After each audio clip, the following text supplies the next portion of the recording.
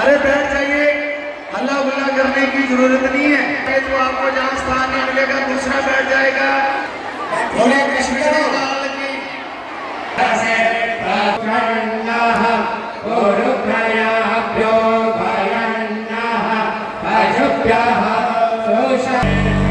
गुरु साक्षात परम ब्रह्म।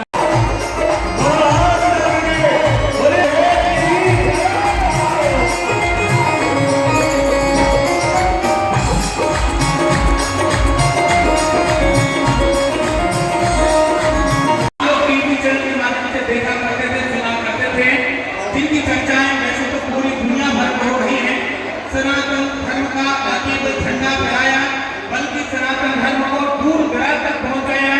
सेवाएं क्या होती है, सेवाओं को दुनिया से अभिव्यक्त होगा। ऐसे सगुण भगवान में प्यार दया और प्रेम की मूर्ति है। आज साक्षात हमारे और आपके सामने व्यासपीठ पर मौजूद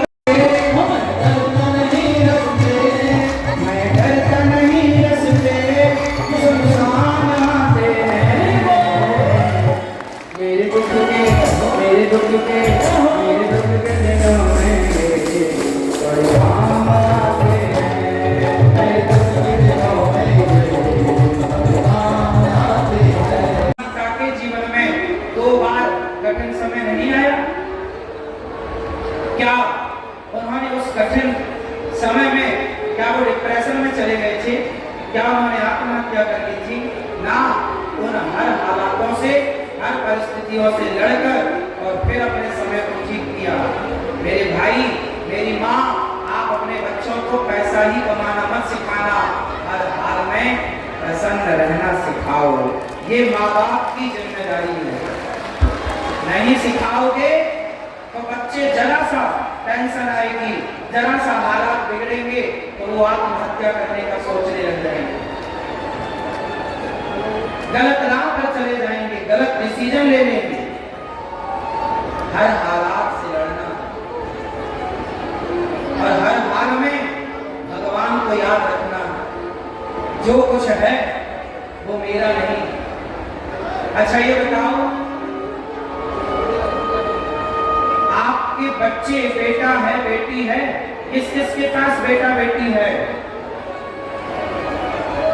बेटा बेटी है? क्यों? शादी हो गई आपकी? बच्चे हैं? हाथ काहे नहीं उठा रहे? जिनके पास बेटा बेटी है, बच्चे हैं, हाथ उठाओ, कंफर्म करके बताओ। है? अब ये और बताओ कि ये जो बच्चे हैं, बेटी है, बेटा है, ये किसका है? किसके बच्चे हैं? आपके हैं? जोर से, आपके हैं? कितने % शेयर आपका है बच्चों में? बोलो भैया, कितने % शेयर आपका है? उत्तर दो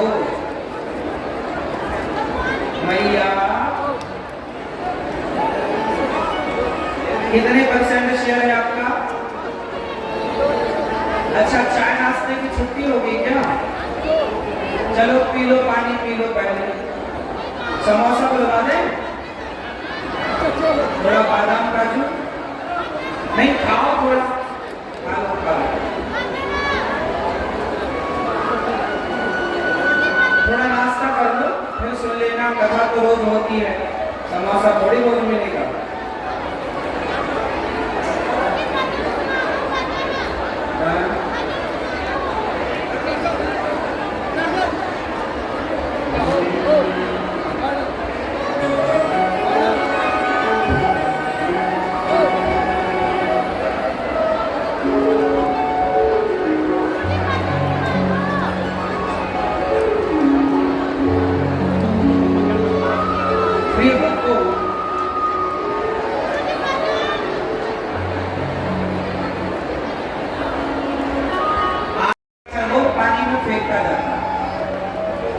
उसे लगा कि ये पत्थर क्या काम के लिए, सारे पत्थर उसने फेंकना स्टार्ट किया। उस बहुत सारे पत्थर थे, मतलब बहुत सारे हीरा थे, बेशकीमती, एक एक हीरा करोड़ों का था, पर उसे ज्ञान नहीं था, वो पत्थर समझ रहा था। बहुत दिनों से माटी में दबे होने से वो मट्टी धूल से भीगे थे, उनमें चमक भी नहीं थी। कड़ा सा जाता तो चमक आती। सारे पत्थर उसने पानी में फेंका, आखिरी एक पत्थर रह गया। तब तक कोई जौहरी वहां से निकला। जौहरी ने कहा, भाई ये हीरा काहे फेंक रहा है पत्थर पानी में? हीरा। उसने कहा, भाई ये तो पत्थर है। उसने कहा, नहीं ये तो हीरा है, करोड़ों का है। अब जब उसे पता लगा कि करोड़ों का हीरा है तो किसान रोने लगा, हे भगवान मैं बर्बाद हो गया। क्यों?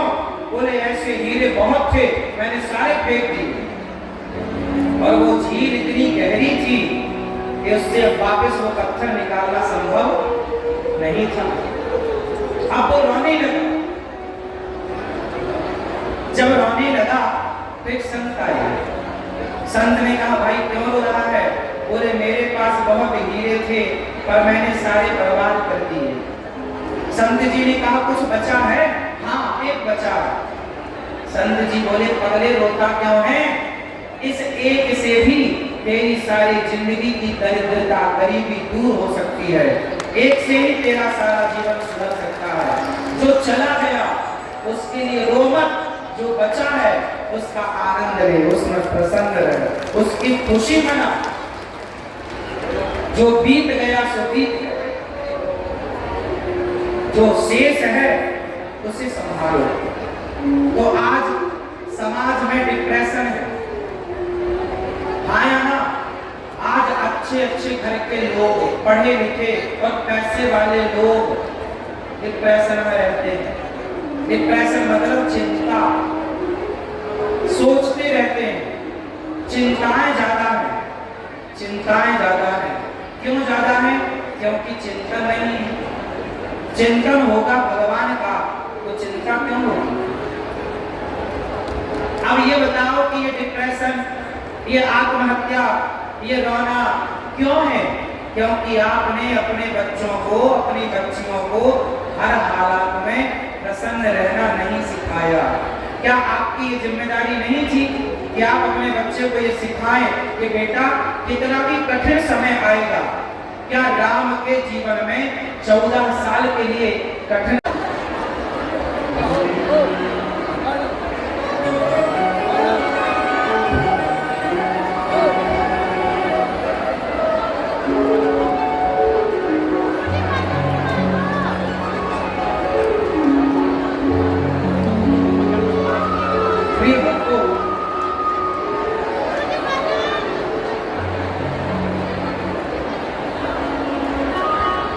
जो बच्चे हैं वो आपके ही बच्चे हैं, कंफर्म है ना?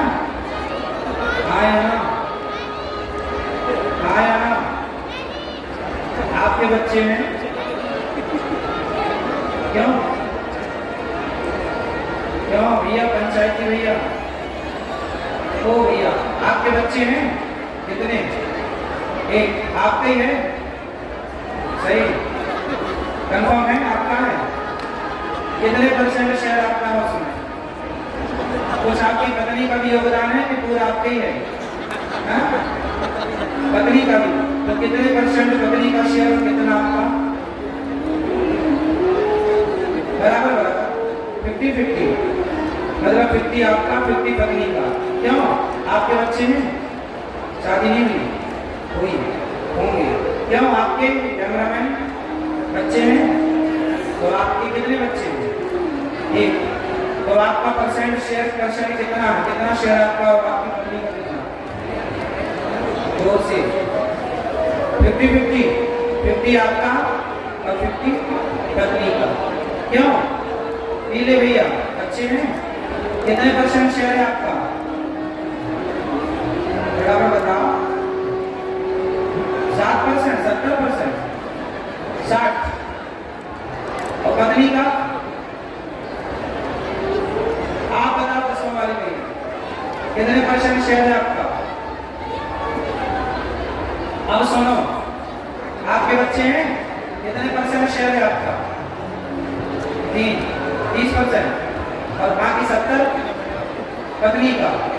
वाह, ये बढ़िया। अपना काम रख रहे हैं, पत्नी का था, ठीक है ना? इनसे तो जीते ही। अब सुनो, अब हम बताएं, मैया ओ मोबाइल चलाने वाली मैया बैठो, मेरी माँ तुम कल चला लेना मोबाइल, शाम को चला लेना मोबाइल, अभी चलाओगी?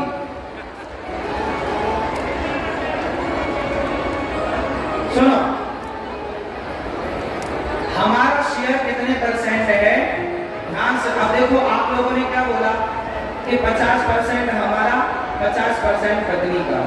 तो बताओ, जब आपका बच्चा माँ के पेट में था, मिलता है, तो पानी की बूंदों से एक इंसान का निर्माण स्टार्ट होता है।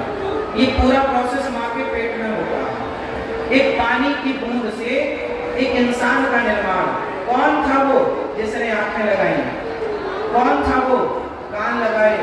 अंधा बनाया होता तो क्या करते आप? लंगड़ा बनाया होता तो क्या करती माँ और क्या करता बाप? कौन था वो जिसने माँ के पेट में पानी की बूंदों से एक इंसान की रचना की? कौन था जिसने सही जगह आंख लगाई, कान लगाए, चलने को पांव दिए, बोलने को वाणी दी? कोई तो था। ये कैमरा यदि काम कर रहा है तो इसे बनाने वाला कोई तो होगा। आप और हम, ठीक ठीक हमारी आंखें काम कर रही हैं, हाथ पांव काम कर रहे हैं, तो कोई तो था ना बनाने वाला। वो माँ के पेट में कौन था वो? जोर से आप बताओ, कौन था? भगवान थे। तो आपने अपना परसेंट तो रखा 50, पत्नी का रखा 50, और भगवान का तो रखे ही। भूल गए ना भगवान को? हाँ, यही होता है, हम भगवान को भूल जाते हैं। हमारा ही सब कुछ है, भगवान का कुछ नहीं है। 1% भी शेयर आपने ईश्वर को नहीं दिया। आपने ये कहा 50% हमारा, 50 पत्नी का। अरे पत्नी, और तुमने किया क्या? तुमने तो एक छोटा सा प्रोसेस किया था, उसके बदले तुमने तो सुख भी ले लिया था। आगे का माँ के पेट में 9 महीने था, तो माँ का योगदान पिता के योगदान से ज्यादा। पर कितना ज्यादा? 1% बाप का योगदान है और 2% माँ का। टोटल 3 बचे 97% योगदान उस परमात्मा का है जिसने पानी की बूंदों को आपके और मेरे रूप में कन्वर्ट कर दिया, एक बच्चे के रूप में पानी की बूंदों को तब्दील कर दिया। क्या उस ईश्वर का योगदान नहीं है? उत्तर दो। क्या उसका धन्यवाद नहीं दोगे जिसने आपको देखने की आंखें दी? क्या उसका धन्यवाद नहीं दोगे जिसने चलने को पांव दिए? चलने को पांव किसने दिए? बाप ने या माँ ने? यदि माँ बाप पांव देने वाले होते तो कोई बच्चा लंगड़ा क्यों होता? यदि माँ बाप आंख देने वाले होते तो कोई बच्चा अंधा क्यों होता? मतलब आंख, पांव, हाथ, मुंह देने वाला कोई और है। आया ना? आया ना? वरना कोई गूंगा होता तो माँ बाप यदि वाणी देते तो फिर कोई गूंगा क्यों होता? आया ना? तो बताओ, आपके बच्चों में और आप में किसका अधिकार ज्यादा है, माता का, पिता का या भगवान का? अपने में सम्मिलित कर लिया। और जब मामा नहीं हो सकता, हो सकता है क्या? तो आप लोग चारों संगठित रहोगे। कैसे रहोगे? जोर से एक बात बताओ, भारत कितने साल तक गुलाम रहा? क्यों? भारत कितने साल तक गुलाम रहा? जोर से क्यों? भारत कितने साल तक गुलाम रहा? अरे बोलते नहीं हो भाई साहब, कितने साल? लो इसलिए बोलते थोड़ा पढ़ा करो, दिन भर व्हाट्सएप चलाते हो। 700 साल तक गुलाम रहा भारत, लगभग, इससे ज्यादा नहीं, कम नहीं। मुगलों के द्वारा 500, अंग्रेजों के द्वारा 200। आया ना? मुगलों की गुलामी 500 साल और अंग्रेजों की गुलामी, और मुगलों अंग्रेजों के पहले और बौद्ध, उनकी गुलामी। पूरा हिसाब लगाएं तो 1000 साल कम पड़ेगा। फिर भी मौका मौका 700 साल गुलाम रहे आप। 7 क्या मजाक किसी के कि सनातनी को कोई धर्म परिवर्तन कराए? तुम जातियों में बटे हो, जातवाद में बटे हो, इसलिए धर्म परिवर्तन होता है। जहां सुमति तहां संपत्ति नाना, जहां कुमति तहां विपत्ति निदाना। आप गरीबों के पास जाओ, जंगल के आदिवासी कोल भील भाइयों के पास जाओ, गरीब से गरीब तबके के पास जाके मेरे दोस्तों थोड़ा जाओ, गीता के बारे में गरीबों को बताओ, सबको बताओ अपने धर्म के बारे में कि आपका सनातन धर्म कितना श्रेष्ठ है। सारी दुनिया में मार काट, बकरे को मारना, कहीं सुअर को काटना, ये चल रहा है, लेकिन एक सनातन धर्म है जो अहिंसा की बात करता है, जहां कहा जाता है कि जीव हत्या पाप है। हमारा धर्म सबसे श्रेष्ठ क्यों? क्योंकि हम कभी हत्या नहीं करते किसी की। अहिंसा की बात जहां हो वही सनातन है, जहां हिंसा की बात हो वो सनातन नहीं। सनातन धर्म श्रेष्ठ क्यों है? हमारा सनातन धर्म श्रेष्ठ इसलिए है कि सारे त्योहार आते हैं, आकर चले जाते हैं, चाहे दीपावली आए, चाहे होली आए, कृष्ण जन्माष्टमी आए, दशहरा आए। बताओ हमारे यहाँ क्या होली में, दीपावली में किसी जीव की हत्या होती है? हमारा धर्म हमें जीवों को पानी पिलाना सिखाता है, जीवों को भोजन कराना सिखाता है, दाना खिलाना, किसी की गर्दन काटना नहीं सिखाता। इसलिए सनातन धर्म श्रेष्ठ है क्योंकि यहाँ दया ज्यादा है। क्या ज्यादा है? दया ही धर्म है। इसलिए सनातनी आप लोग जाओ और जहां जहां गरीब परिवार के लोग जिन तक आप नहीं पहुंच पाते उन तक वो लोग पहुंच जाते हैं और अब धर्म परिवर्तन करा देते हैं। आप में से कितने लोग गीता पढ़ते हैं? रामचरितमानस पढ़ते हो? मैंने फर्स्ट में बोला था थोड़ा धर्म को पढ़ा करो, धर्म को जानो, क्योंकि धर्म ही धन है। आज अपने सनातन धर्म में एक कमी क्या है कि हमारे यहाँ जातवाद है, छुआछूत है, आप ऊंच नीच है। अब ये ऊंच नीच, छुआछूत मिटा देने की जरूरत है या नहीं? देखिए जातियां बनी हैं व्यवस्था के लिए, तो जातियां व्यवस्था के रूप में स्वीकार है, पर अपमान के लिए नहीं बनी कि मैं आपका अपमान करूं, आप किसी का अपमान करें। जातियां इसलिए थोड़ी बनी है कि हम आपस में एक दूसरे का अपमान करने लग जाए।